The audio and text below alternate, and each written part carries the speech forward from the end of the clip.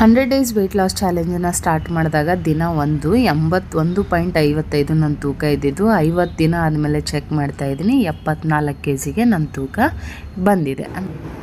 100 days wait loss ಚಾಲೆಂಜಲ್ಲಿ ಇವತ್ತು ದಿನ 53 ಆಗಿರುತ್ತೆ. ಪ್ರತಿನಿತ್ಯ ಕುಡಿಯೋ ಹಾಗೆ ಸೇಮ್ ಡಿಟಾಕ್ಸ್ ಡ್ರಿಂಕನ್ನೇ ತೊಗೊಳ್ತಾ ಇದ್ದೀನಿ. ಸೊ ನಿಮಗೆ ಯಾವ್ದು ಕನ್ವೀನಿಯೆಂಟ್ ಆಗುತ್ತೋ ಆ ಡಿಟಾಕ್ಸ್ ಡ್ರಿಂಕನ್ನು ತೊಗೊಳ್ಬೋದು. ಆ್ಯಪಲ್ ಸೈಡರ್ ವಿನೆಗರ್ ಯೂಸ್ ಮಾಡಿ ಒಂದು ಡಿಟಾಕ್ಸ್ ಮಾಡ್ಕೋಬೋದು, ಅಥವಾ ಬರೀ ನಿಂಬೆಹಣ್ಣು ಜೇನುತುಪ್ಪ ಬಿಸಿನೀರಿಗೆ ಹಾಕಿ ತೊಗೊಳ್ಬೋದು. ಸಬ್ಜಾ ಸೀಡ್ಸು ಲೆಮನ್ ಹಾಕಿ ತೊಗೊಳ್ಬೋದು.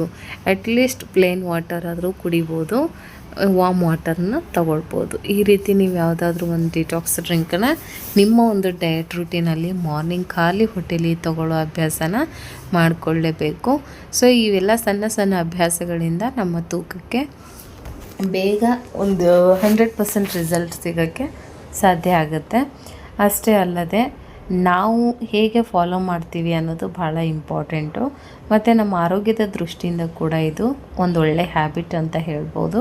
ಅದಾದಮೇಲೆ ಬ್ರೇಕ್ಫಾಸ್ಟಿಗೆ ನಾನು ತೊಗೊಂಡಿದ್ದು ಒಂದು ಚಪಾತಿ, ಸ್ವಲ್ಪ ಕರಿ ಮತ್ತು ಮಟನ್, ಹಸಿ ತರಕಾರಿನ ತಗೊಂಡು ನನ್ನ ಒಂದು ಬೆಳಗಿನ ಬ್ರೇಕ್ಫಾಸ್ಟನ್ನು ಮುಗಿಸ್ಕೊಳ್ತಾ ಇದ್ದೀನಿ.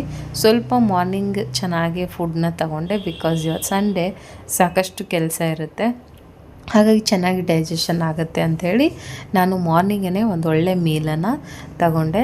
ನೀವೇನಾದರೂ ಚೆನ್ನಾಗಿ ವರ್ಕ್ ಇದ್ದಾಗ ನೀವು ಮಾರ್ನಿಂಗ್ ಚೆನ್ನಾಗಿ ಊಟನ ಮಾಡ್ಕೊಳ್ಳಿ, ಅಂದರೆ ಕಾರ್ಬ್ಸ್ ಕಂಟೆಂಟ್ನ ಕಮ್ಮಿ ಮಾಡ್ಕೊಳ್ಳಿ. ಪ್ರೋಟೀನು ಈ ಥರದ ಫೈಬರನ್ನು ಜಾಸ್ತಿ ಮಾಡ್ಕೊಳ್ಬೇಕು. ಫೈಬರ್ ಜಾಸ್ತಿ ತೊಗೊಂಡಾಗಲೇ ನಿಮ್ಗೆ ಹೊಟ್ಟೆ ಫಿಲ್ಲಿಂಗ್ ಅನಿಸುತ್ತೆ, ಇಲ್ಲಾಂದರೆ ನಿಮಗೆ ಇನ್ನೂ ಹಸಿವು ಆಗಿರೋ ಥರ ಫೀಲ್ ಆಗ್ತಾ ಹೋಗುತ್ತೆ. ಅದಕ್ಕೋಸ್ಕರ ಯಾವಾಗಲೂ ಕಾರ್ಬ್ಸ್ ಕಂಟೆಂಟ್ ಕಮ್ಮಿ ತೊಗೊಂಡು ಫೈಬರ್ ಪ್ರೋಟೀನ್ ಸೋರ್ಸ್ ಇರುವಂತಹ ಥಿಂಗ್ಸನ್ನು ಜಾಸ್ತಿ ತಗೊಂಡ್ರೆ ನಿಮ್ಮ ಹೊಟ್ಟೆ ಬೇಗ ಫಿಲ್ಲಿಂಗ್ ಆಗುತ್ತೆ.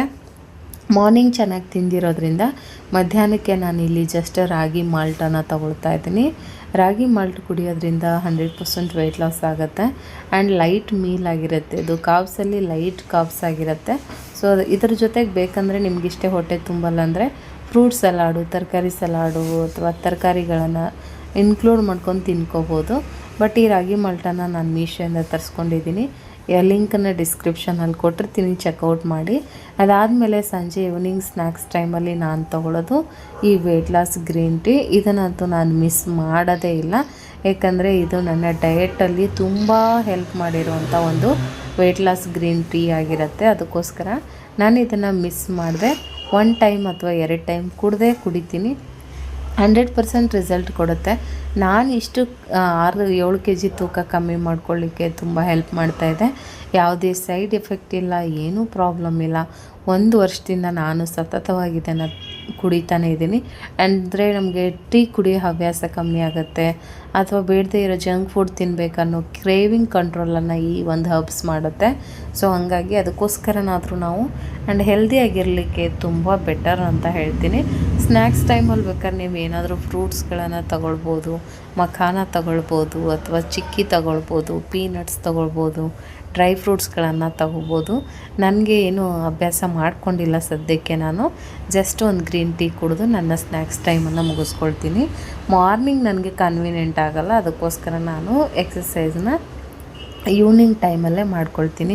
ನಿಮಗೇನಾದರೂ ಟೈಮ್ ಇದೆ ಅಥವಾ ಆರಾಮಾಗಿ ಮನೇಲಿ ಸ್ವಲ್ಪ ಟೈಮ್ ಸಿಗುತ್ತೆ ಅನ್ನೋರು 2 ಟೈಮ್ ಎಕ್ಸಸೈಸ್ ಮಾಡ್ಕೊಳ್ಳಿ ಡಯೆಟಲ್ಲಿ. ಸೊ ಫುಡ್ ಕಂಟ್ರೋಲ್ ಚೆನ್ನಾಗಿಟ್ಕೊಳ್ಳಿ, ಆ್ಯಂಡ್ ಒಳ್ಳೊಳ್ಳೆ ಹೆಲ್ದಿಯಾಗಿರುವಂಥ ಫುಡ್ನ ಎಷ್ಟು ಬೇಕೋ ಅಷ್ಟು ಕಂಟ್ರೋಲ್ಡಾಗಿ ತಗೊಂಡು 2 ಟೈಮ್ ಎಕ್ಸಸೈಸ್ ಮಾಡ್ಕೊಳ್ಳೋದ್ರಿಂದ ನಿಮಗೆ ಬೇಗ ವೆಯ್ಟ್ ಲಾಸ್ ಆಗುತ್ತೆ.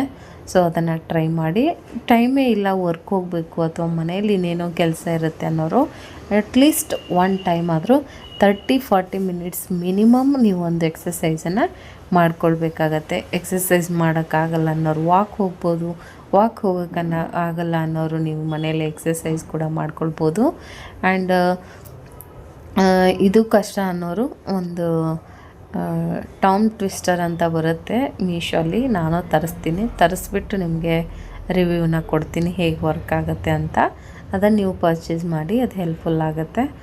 ಅದಾದಮೇಲೆ ರಾತ್ರಿ ಊಟಕ್ಕೆ ಸ್ವಲ್ಪ ರೈಸು ಮತ್ತು ಅಗೇನ್ ಸ್ವಲ್ಪ ಮಟನ್ ಸಾಂಬಾರು ತೊಗೊಂಡು ನಾನು ರಾತ್ರಿ ಊಟನ ಮುಗಿಸ್ಕೊಳ್ತಾ ಇದ್ದೀನಿ.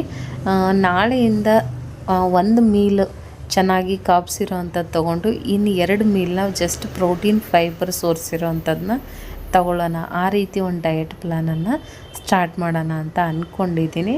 ಸೊ ನಾಳೆಯಿಂದ ಡಿಫ್ರೆಂಟ್ ಆಗಿರುತ್ತೆ ನನ್ನ ಡಯಟ್ ರುಟೀನು. ವಿಡಿಯೋನ ಮಿಸ್ ಮಾಡದೆ ನೋಡ್ತಾ ಇರಿ. ಆ್ಯಂಡ್ ಸಬ್ಸ್ಕ್ರೈಬ್ ಆಗದೆ ನೋಡ್ತಾ ಇದ್ದರೆ ದಯವಿಟ್ಟು ನನ್ನ ಚಾನಲ್ಗೆ ಸಬ್ಸ್ಕ್ರೈಬ್ ಮಾಡ್ಕೊಳ್ಳಿ. ಹೀಗೆ ಸಪೋರ್ಟ್ ಮಾಡ್ತಾಯಿರಿ. ಯಾರಾದರೂ ವೆಯ್ಟ್ ಲಾಸ್ ಮಾಡಬೇಕು ಅಂದ್ಕೊಂಡಿರೋರಿಗೆ ಒಂದು ಐಡಿಯಾಸ್ ಬರುತ್ತೆ. ದಯವಿಟ್ಟು ನಿಮ್ಮ ಫ್ಯಾಮಿಲಿ ಫ್ರೆಂಡ್ಸ್ಗೆ ವಿಡಿಯೋನ ಶೇರ್ ಮಾಡಿ. ಲೈಕ್ ಕೊಡದೆ ಇಷ್ಟೊತ್ತು ವಿಡಿಯೋ ನೋಡ್ತಾ ಇದ್ದರೆ ಒಂದು ಲೈಕ್ ಕೊಡೋದನ್ನು ಮರಿಬೇಡಿ. ಏನಾದರೂ ಕ್ವಶನ್ಸ್ ಇದ್ದರೆ, ಡೌಟ್ಸ್ ಇದ್ದರೆ ಕಮೆಂಟ್ ಸೆಕ್ಷನಲ್ಲಿ ಬರೀರಿ. ಮುಂದಿನ ವಿಡಿಯೋಗಳಲ್ಲಿ ನಾನು ಕ್ಲಾರಿಫೈ ಕೊಡ್ತೀನಿ. ಮತ್ತೆ ಸಿಗ್ತೀನಿ ನಾಳೆ.